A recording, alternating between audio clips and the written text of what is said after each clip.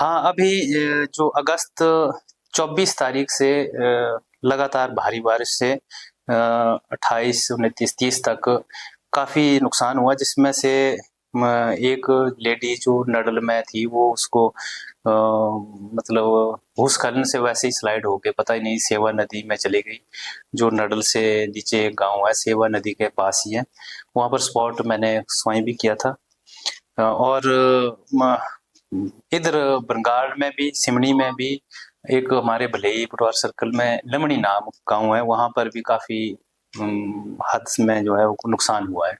तो मेरे पास यहाँ मेरी सब तहसील में जितना भी एरिया है उसमें 28 अदद मकान जो थे वो पूर्ण रूप से क्षतिग्रस्त हुए हैं, जिसमें से रिहाइश के लिए कुछ को हमने इधर एलआईसी की बिल्डिंग है हमारे पास भलई में, फिर थोड़ी मंदिर में व्यवस्था करी थी, थोड़े एक दो स्कूल क्या बोलते हैं अपने बोटिंग पॉइंट में एक स्कूल था, प्राइमरी स्कूल, वहां पर करा हुआ है।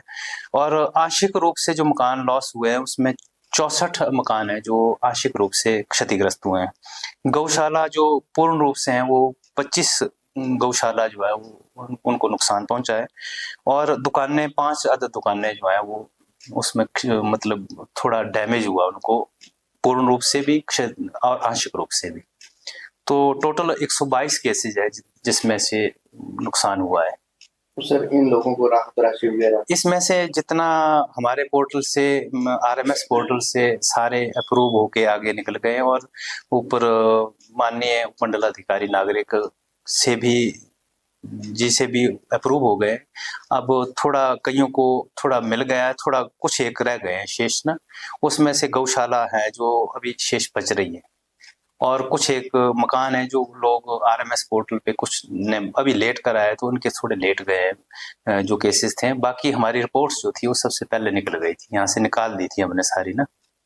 तो अब लगभग थोड़े-थोड़े केस बचे हुए हैं और वो गौशाला के हैं जो थोड़े से बच गए, उनमें से आधी पेमेंट्स रह गई हैं थोड़ी। हाँ, अभी जो अगस्त 24 तारीख से लगातार भारी बारिश से 28, 29, 30 तक काफ़ी नुकसान हुआ, जिसमें से एक लेडी जो नडल में थी वो उसको मतलब भूस्खलन से वैसे ही स्लाइड होके पता ही नहीं सेवा नदी में चली गई।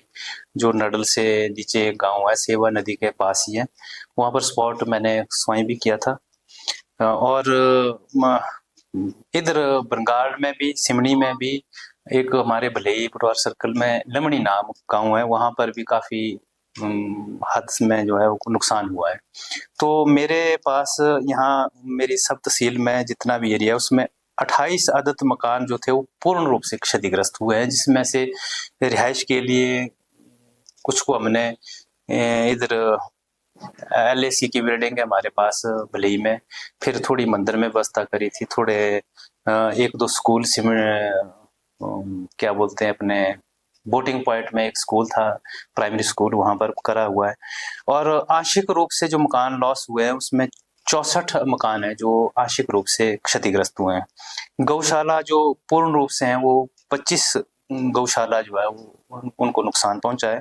और दुकानें 5 अदद दुकानें जो है वो उसमें मतलब थोड़ा डैमेज हुआ उनको, पूर्ण रूप से भी और आंशिक रूप से भी।